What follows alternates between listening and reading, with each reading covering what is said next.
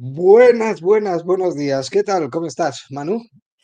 Pues muy buenos días, Orfeo. Muy bien. La verdad es que, oye, estas 2 semanas con el trabajo de investigación que hemos estado haciendo, oye, para que estéis tranquilos, la semana pasada no publicamos porque estábamos haciendo un trabajo de investigación tremendo de hecho, hemos estado de viaje, hemos tenido que cruzar el charco y ha sido un trabajo de investigación bastante, bueno, lo veréis. Además, hemos aprovechado en el vuelo de vuelta. Estuvimos viendo el lobo de Wall Street, que además nos viene como el al pelo, porque nuestro querido amigo Jordan Belfort, que iba por las acciones de Penique, y hoy queremos hablar, pues eso, del unicornio español, que ahora son acciones de Penique. El unicornio español que a estas alturas es un asno piojoso, o eso es lo que parece. De eso va el capítulo de hoy de 100 maneras de hundir tu empresa. El podcast donde los sueños millonarios, las rondas de inversión y las campanas de Wall Street suenan fuerte hasta que empiezan a sonar como las campanas, pero las trompetas del apocalipsis. Estamos hablando, algunos lo habréis adivinado, pues de Wallbox, la que pasó por ser uno de los unicornios españoles, una empresa que aunque cotizada en Estados Unidos, pues era de origen patrio, concretamente catalán, y que parece no pasar uno de sus mejores momentos. Así es, porque la verdad es que las últimas noticias, que por eso tuvimos que movernos, fue que, bueno, van a presentar al Consejo una cosa que se llama contra split, que básicamente es, oye, pues si antes tenías 10 acciones, ahora vas a tener una. ¿Y eso qué quiere decir? Que lo que suben es el precio de la cotización por acción. ¿Y por qué? Pues porque llevan más de 6 meses cotizando por debajo de $1, y la SEC, que es bastante seria, la SEC es el órgano regulador bueno, la Bolsa de Nueva York, les ha dicho, oye, si estáis 6 meses así, que os sacamos de la bolsa. Entonces, qué mejor episodio que echar un vistazo atrás. ¿Qué es lo que es Wallbox? ¿Cómo empezaron? ¿Qué es lo que hicieron? ¿Y por qué están en esta situación? O sea que arrancamos cuando quieras, Orfeo. Pues vamos con ello, que el capítulo de hoy promete y mucho. Como muchos sabréis, pues bueno, Wallbox nació como una startup tecnológica catalana, como hemos comentado. ¿Qué es lo que hacía? Pues estaban ellos especializados precisamente en cargadores para vehículos eléctricos, lo cual durante algún tiempo, pues bueno, pues pasó por ser uno de los sectores dorados y más prometedores de todo el panorama tecnológico, a rebufo precisamente pues de la electrificación, del ascenso de Tesla y del ascenso, pues, bueno, de otras startups enfocadas en ese ámbito, pues pasó de ser una promesa del ecosistema español a en pocos años cotizar en la bolsa de Nueva York. En este caso, pues bueno, mediante un procedimiento que ya hemos tenido oportunidad de ver aquí en otras ocasiones, que es el de SPAC. Las SPAC, básicamente lo que hace una empresa no cotizada es comprar alguna otra mierdecilla de empresa, que en este caso sí que esté cotizada, de esas que pasan sin pena ni gloria y que prácticamente no tienen ni actividad. ¿Qué hacen? Las cogen, las compran, se fusionan entre ambas y por arte de magia y birloque, el resultante, la empresa resultante de esa fusión, pues pasa a estar cotizada en la bolsa de Nueva York. Lo que ha pasado durante todos estos años, a modo de resumen, ahora entraremos un poco en las interioridades, pues es que en todo ese proceso y en la evolución del mercado de los cargadores eléctricos, pues bueno, la cotización de Wallbox, que se lanzó en su momento pues a 1.500 millones de dólares, lo cual lo convertía precisamente en unicornio. Ya sabemos que unicornios son todas aquellas empresas valoradas en más de 1.000 millones de dólares, pues ha perdido la mayor parte de su valor, depreciándose hasta en un 80% y dejándola por debajo del umbral maldito en la bolsa americana, por debajo del valor de $1 por acción, lo que se conoce como las penny stocks. Como tú dices, pues las autoridades regulatorias de Estados Unidos vigilan y advierten las compañías que coquetean con esos valores por debajo de $1 y les ponen encima de la mesa, pues, bueno, ultimátums para que no puedan estar pues, de forma normal durante más de 6 meses cotizando por debajo de ese valor. Así es. Y un poco yendo a los orígenes, ¿no? Porque tampoco tiene tantos y tantos años Tesla, perdón, Wallbox. La realidad es que, bueno, en el año 2015 es cuando nace, fruto de Enrique y Eduard, dos ingenieros, uno de ellos trabaja en Tesla, se conocen en una boda. Las de cosas que se pueden hacer en una boda de Orfeo. O sea, crear un unicornio, casi nada. Y bueno, pues entre ellos surge la chispa y dicen, oye, ¿por qué no hacemos esto? Vamos a hacer unos cargadores que la gente se los pueda montar en su casa. Y la verdad es que fueron bastante rápidos. Esto fue en abril y en septiembre, octubre, pues ya tenían su primer piloto e hicieron su primera venta. De ahí fue todo meteórico, porque la verdad es que no estamos hablando de dos mindundis como nosotros, sino que realmente eran dos personas, pues eso, con caché. Sería Enrique Asunción, que seguramente será de algo, y Eduard Castañeda de algo. La verdad es que, bueno, en 2015 es cuando crean la empresa y en 2017 ganan el South Summit, que es el evento emprendedor del sur de Europa pues, más conocido, más reputado. Y ahí empieza un rally de premios, ¿no? En 2018 van al Startup World Cup de San Francisco, quedan en tercer lugar. Con lo cual yo siempre digo que cuando tienes tantos premios, estás más focalizado en los premios que no en lo que es el negocio. Y ahí ya empieza el tema de las rondas de financiación. Vamos a conseguir una, vamos a conseguir otra.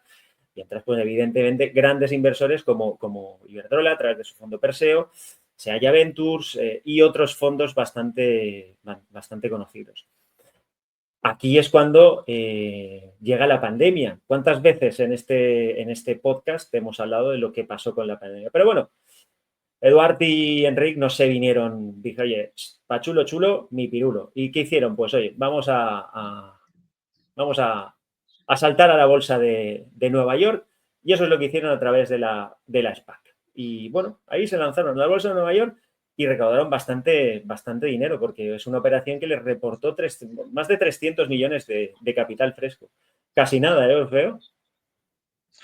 Efectivamente, al final, pues bueno, la estrategia de cotización en bolsa generalmente pues suele pasar precisamente por ese tipo de ventajas, que es precisamente el acceso a capital y evidentemente pues la apertura de nuevos mercados, mayor visibilidad en Estados Unidos. Al ritmo al que crecían durante aquellos primeros años los resultados de la empresa y al ritmo al que se prometía esperanzador el futuro de todo el sector eléctrico, pues oye, parecía tener bastante sentido. El tema es que, bueno, que pronto y en pocos años, desde aquella salida a bolsa, pues empezaron a llegar los problemas, ¿vale? Básicamente los coches eléctricos no se vendían al ritmo esperado, la empresa realizó, pues con esos 300 millones y con otros cuantos más, pues una serie de adquisiciones de resultado pues bastante dudoso y que les costó integrar operativamente. La subida de tipo de interés enfriaron también el mercado bursátil. Las SPACs como tal, pues oye, también perdieron atractivo y perdieron brillo. Y al final, pues bueno, la propuesta de valor de la empresa empezó a acumular dudas. No tanto a nivel de resultados que han ido creciendo a lo largo de los años, no de forma exponencial, pero bueno, por lo menos han ido creciendo, lo que quiere, me refiero, bueno, mejor dicho, más que resultado, las ventas, porque realmente lo que sí que se deterioraba era la parte de resultados, es decir, la empresa vendía más a rebufo de tendencias positivas, pero sin embargo los resultados cada vez eran peores hasta el punto, bueno, de llegar a acumular hasta pues, prácticamente 200 millones de deuda en algunos de sus peores ejercicios. Es decir, la empresa no lograba alcanzar precisamente los objetivos de rentabilidad pese a ingresos crecientes. Así es, tú hablabas de los ingresos, la verdad es que, bueno, las cifras de ingresos no han estado mal, o sea, sin embargo, sí que no cumplieron. ¿Cuál es uno de los problemas cuando ya estás cotizando en bolsa? Que lo que estás diciendo lo tienes que prometer. Y en este caso, el CEO de la empresa lo que dijo es que para 2025 estarían facturando 1.000 millones de dólares. ¿Por qué? Porque es una cifra redonda. 1.000 millones de dólares es una cifra redonda. Sí que es cierto, la realidad es que, bueno, al cierre del 24 están en torno a los 164 millones de dólares, que es una cifra pues que bastante alejada de lo que habían prometido. Y eso el mercado, evidentemente, no lo perdona. ¿Qué queremos decir con esto? Que realmente el salir a bolsa está muy bien, pero que los requisitos, la exigencia que supone, pues es mucho más elevada que si eres una empresa privada, como muchas otras startups que no cotizan en bolsa. Pero esto hay que acompañarlo, como tú bien comentabas, de las pérdidas. Porque el hecho de que hayas conseguido financiación no hace que tienes que saber gestionar esos recursos. Y fue muy notorio el hecho de que en el año 2021, si no recuerdo mal, salieron bueno, sabemos que después de Eurovisión, el evento más visto del mundo es la Super Bowl. Es el evento donde en el descanso se pagan auténticas fortunas por los anuncios, por los spots que se emiten en las cadenas en la cadenas de televisión que se emiten. ¿Qué es lo que pasa? Que ellos salieron ahí sin tener un mercado, todavía no estaban implementados al 100%. Al final no dejaban de ser una empresa pequeñita, no eran una Coca-Cola, no eran un Walmart, eran Wallbox y querían darse a conocer. Esa estrategia evidentemente llamó muchísimo la atención.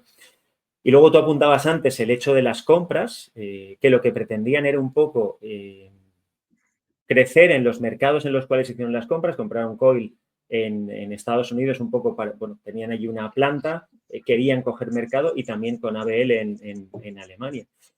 Todo esto unido a la que tú comentabas, el cambio de paradigma, ya no se buscaba tanto el crecimiento, sino que se buscaba más la rentabilidad, una expansión sobredimensionada con fábricas en Estados Unidos, con fábricas en China, con fábricas en España, que lo que hizo es que evidentemente se fueran comiendo todo el dinero que habían recaudado y en todos estos años han acumulado pérdidas por encima de los 600 millones de dólares, que es una cantidad tremenda, la verdad. No, el año 2023 ya fue malo y obligó a determinados ajustes. Todas las esperanzas estaban puestas en el 24, pero el 24 se ha convertido, pues oye, en un annus horribilis o un año en latín, que en castellano es un año de mierda para la compañía. Como decimos, aunque los ingresos siguieron subiendo hasta pues, por encima de los 160 millones, las pérdidas no dejaron de aumentar, encajando 130 millones de pérdida neta. Si eso ya es suficientemente grave, destacar que en ese mismo periodo los gastos financieros eran de 25 millones, reflejando pues, oye, el creciente endeudamiento de la empresa, que seguía gastando mucho más de lo que ingresaba, pero sobre todo además un endeudamiento a corto plazo. Ya se habían hecho ajustes de plantilla en los años anteriores, pero en el 24 la empresa procedió al despido masivo de prácticamente el 35% de su fuerza laboral, unos 300 empleados, una tercera parte de la plantilla.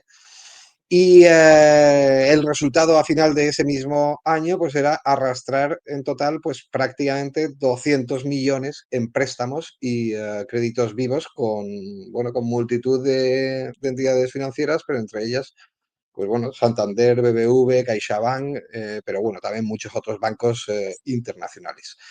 Y como decimos, ya no se trata tan solo de lo astronómica de esa cantidad por encima de los ingresos anuales de la compañía, sino sobre todo el periodo de maduración de esa deuda, que sigue siendo a muy corto plazo. ¿Eso qué es lo que llevó? Pues como hemos dicho, una pérdida de hasta el 80% del valor de cotización de la empresa, situándola, pues bueno, han ido oscilando entre los 0,40, los 0,70 céntimos de dólar, lo cual, pues bueno, ya les valió una advertencia y un ultimátum de la autoridad regulatoria, en el sentido de que se les dieron pues escasos 6 meses que acaban de vencer ahora mismo para llevar la cotización de la empresa por encima de ese dólar por acción, o si no, ¿qué era lo que pasaría? Pues sencillamente que se les deslistaría, que se les sacaría de cotización en bolsa en Estados Unidos. Así es, y la verdad es que, bueno, sería una lástima, pero es uno de los escenarios. Por eso, esa operación que hemos comentado al principio, ese contra split o reverse split, como se dice en inglés, que lo que hacen, oye, es una especie de, es como hacerse trampas al solitario, ¿no? Porque el problema aquí no está la cotización, sino que al final aquí el problema está, pues por una serie de factores que lo que han hecho es que se encuentren en esta situación. O sea, evidentemente, al principio hubo muchísimo optimismo y algo que solemos ver en muchas ocasiones, proyecciones muy poco realistas. O sea, al final lo decíamos, ¿no? 1.000 millones. ¿Por qué? Pues porque queda bien. Me recuerda esto mucho, Orfeo, a nuestra amiga Carlota. Carlota Pi Ah, también, bueno, también decía con la luz que 1.000. ¿Por qué? Porque queda guay, porque porque es sí. redondito. Pues porque sí. Entonces eso es un error de base y que les ha lastrado bastante. Luego, evidentemente, algo que también vemos en muchísimas startups que captan mucho capital, que es un gasto desmesurado. Enseguida se metieron a hacer compras de otras empresas, porque claro, al final tienes que dar unos resultados al accionista. O sea, y hay uno de los problemas, tú lo comentabas, el 35%, hicieron ese ajuste, el 35%, pero es que casi toda la gente era de las empresas que habían comprado, porque tenían duplicidades operativas. O sea, es que aquí tengo a dos que están haciendo lo mismo, pues uno de ellos me sobra. Eso al final es un problema también. De hecho, de 1.200 empleados que tenían, ahora están en torno a los 800. Entonces, ese gasto desmesurado, esa expansión prematura, esa falta de velocidad que tú comentabas antes de, oye, el coche eléctrico no ha tenido la adopción que nosotros pensamos. De hecho, ellos se querían orientar a lo que era el mercado doméstico y tuvieron que entrar en el tema de adjudicaciones administrativas con todo lo que eso supone, con los grandes players que hay en el mercado.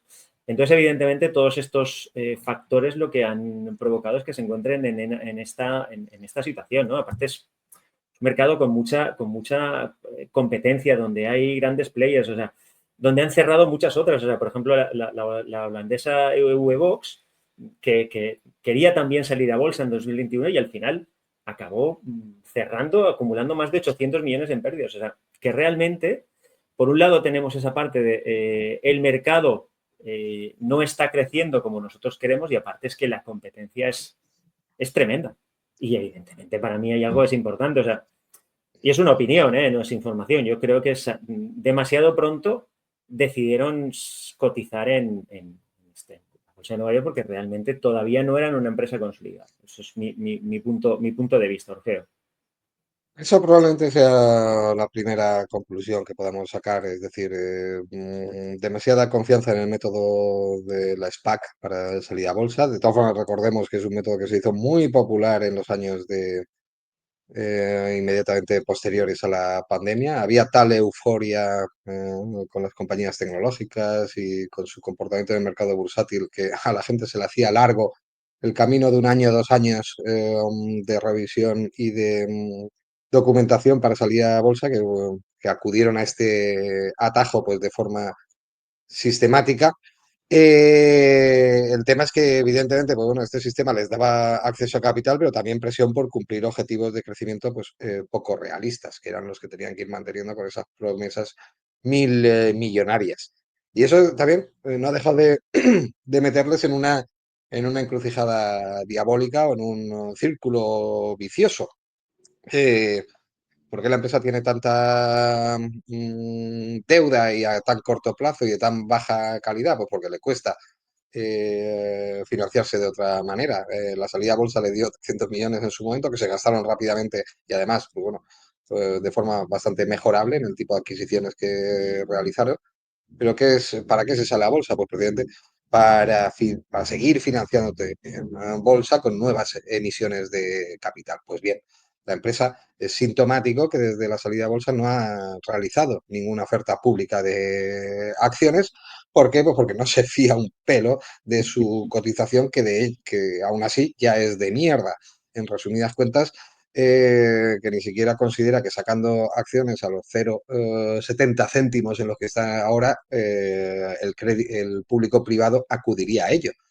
¿Y qué ha tenido que hacer? Pues hacer rondas clandestinas e internas entre sus propios accionistas que hasta la fecha y en el último par de años suman 125 millones, a los que no les ha quedado más narices que rascarse el bolsillo, como digo, gente que ya apostaron por la compañía desde el origen y no estamos hablando de pocas cantidades.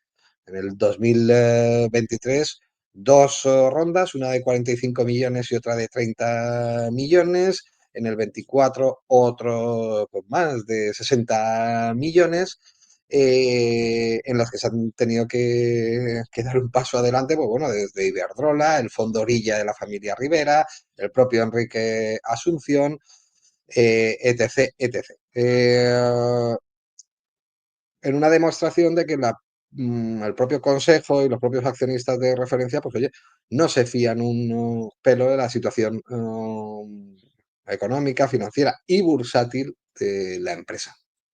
De hecho, en esta junta que comentábamos del 30 de junio, uno de los puntos que se va a analizar es si Enrique Asunción sigue como CEO o no. Bueno, tanto él como el CCO, que es Jordi Lainz. O sea, que realmente ya hay ciertas dudas con respecto a la gestión, porque esto al final nos plantea diferentes escenarios, ¿no? De qué puede pasar cuando la realidad es que hablamos de esa cantidad de deuda que tiene, que ya tuvieron que reestructurarle el año pasado y que les han dado oxígeno hasta 2026, pues que les queda un año para conseguir ir pagando los intereses de deuda que cada vez va creciendo más y más.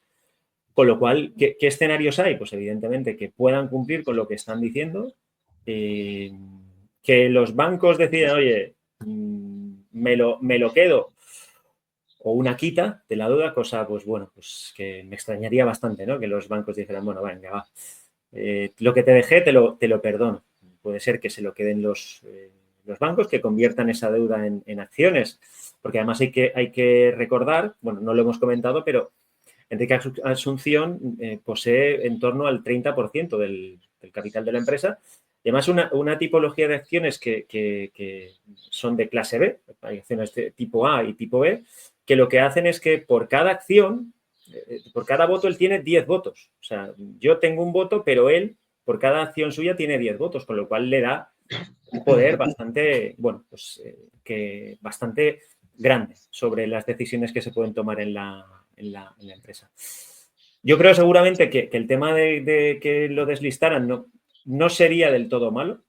El hecho de no tener que cumplir con los famosos guidance que se da de cara al mercado para, oye, que voy a hacer esto y no hacerlo, le seguiría perjudicando, pero el hecho de que salga de la bolsa no sería del todo malo porque podría crecer un poquito más a su ritmo.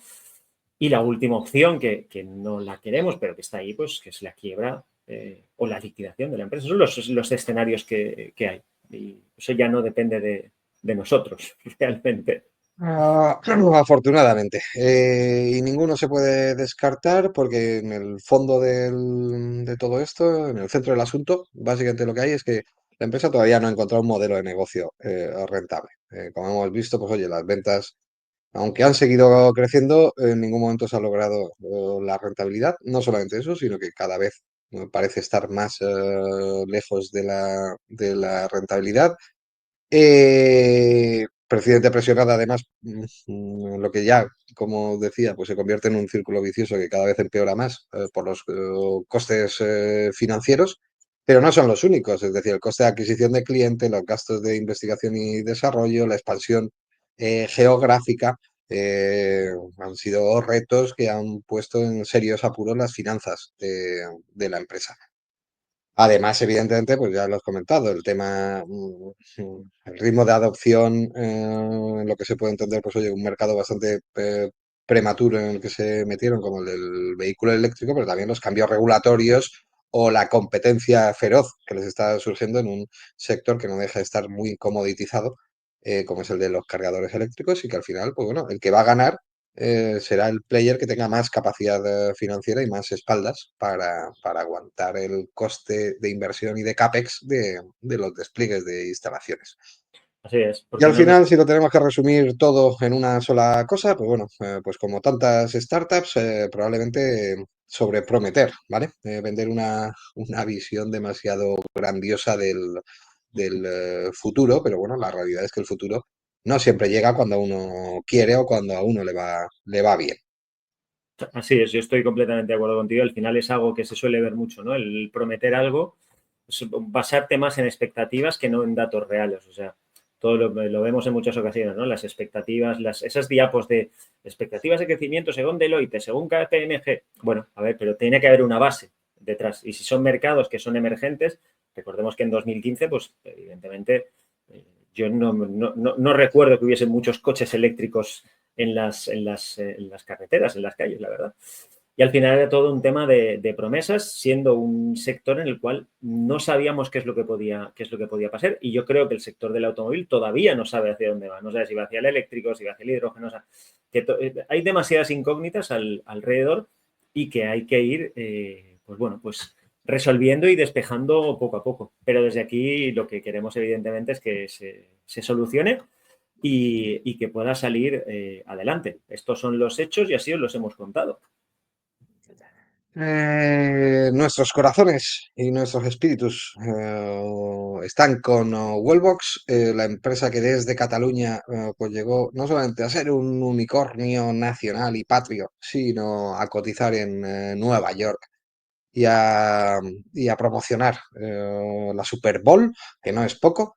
Pero en resumidas cuentas, y como tantas otras veces, pues bueno, no nos quedará más remedio que estar atento a cómo evolucionan los acontecimientos, el compromiso, o una vez más, decir maneras de hundir tu empresa, no está tanto con adivinar el futuro, no está tanto con resolver las grandes incógnitas, sino con acercar el micrófono, el foco, la luz y los taquígrafos a las realidades profundas, muchas veces oscuras, escondidas debajo de la alfombra de lo que está pasando y de la parte, pues bueno, pues con menos brilli brilli de la actualidad, como ha sido este viaje por Wallbox, que es una historia, pues bueno, no solo de ambición y de velocidad, sino también pues de lecciones que duelen y que pueden salir caras y por ahora, pues oye, nos quedamos con ese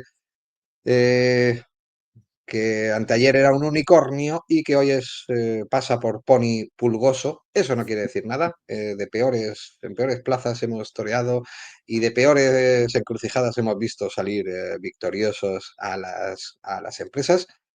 Pero eso sí, para eso se necesita un plan y a veces, pues bueno, pues no pocos cambios, ojalá sean acometidos en tiempo y forma por por la empresa, pero como digo, pues bueno, eso ya será contenido y materia de siguientes episodios.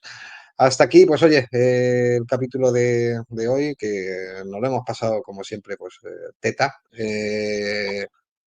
Poco más que añadir, solamente, pues bueno, una petición que hacer a toda nuestra comunidad, la habitual, Manu, recuérdaselo, porque es que aquí la gente es dura de oído.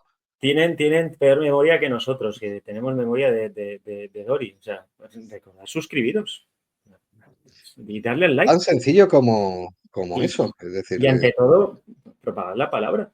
Es que es lo más aquí importante. estamos hablando de que si 200 millones de deuda, que si tropocientos millones de pérdidas, que si despidos, que si, es decir, lo que se vive por ahí son auténticos dramas que diseccionamos, analizamos y os traemos aquí digeridos. Y lo único que se espera y que necesitamos de vosotros para que este movimiento social transformador de aspiración universal siga creciendo y siga avanzando es, oye, que extendáis un apéndice tan tonto como el dedo y que le deis al botoncito, al like, al sub y demostréis que seguís ahí porque sois vosotros los que le dais sentido a todo esto. Pues oye, Manu, muchas gracias y nos vemos la semana que viene con otro episodio de investigación. Feliz semana. Feliz semana. Chao, chao. Chao.